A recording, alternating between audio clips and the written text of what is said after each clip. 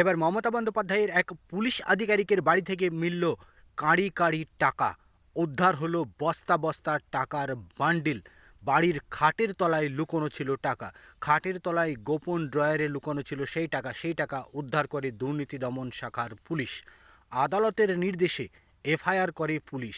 আদালত পুলিশকে ওই আধিকারিকের বিরুদ্ধে এফআইআর করার নির্দেশ দেন। তারপরেই পুলিশ এফআইআর করে তদন্ত করে আধিকারিকের বিরুদ্ধে। কিছুদিন আগে মুর্শিদাবাদ রেঞ্জেও কাজ করেছেন ওই সাব ইন্সপেক্টর। শুধুমাত্র একজন এসআই পদমর্যাদার আধিকারিক হয়ে তার বাড়ির খাটের ড্রয়ারে কীভাবে ৩১ লক্ষ টাকা গচ্ছিত রাখেন, এ নিয়ে প্রশ্ন তুলে দিয়েছে বিরোধী রাজনৈতিক দলগুলো।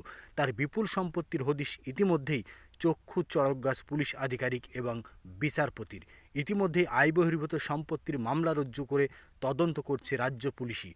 আদালত সূত্রে জানা গেছে ৩ মাস আগে মুর্শিদাবাদে কর্মরত এক সার্কেল ইন্সপেক্টরের বিরুদ্ধে রাজ্য পুলিশের শীর্ষ মহলে অভিযোগ জমা পড়ে। সিআই অর্থাৎ সার্কেল ইন্সপেক্টর বিপুল পরিমাণে ঘুষের বিনিময়ে বেসরকারি এবং বেআইনি কাজে মদত দিতেন, যার ফলে বিপুল পরিমাণ টাকা তিনি আয় করতেন এবং সেই আয়ের টাকা থেকে প্রচুর পরিমাণে সম্পত্তি করেছেন এবং গহনা কিনেছিলেন। সেই গহনার রসিদও তার বাড়ির ড্রয়ার থেকে উদ্ধার করেছে দুর্নীতি দমন শাখার কর্তারা। এবার সেই সার্কেল ইন্সপেক্টরের বিরুদ্ধে আরও বড়সড় পদক্ষেপের হুঁশিয়ারি দিল বিচারপতি।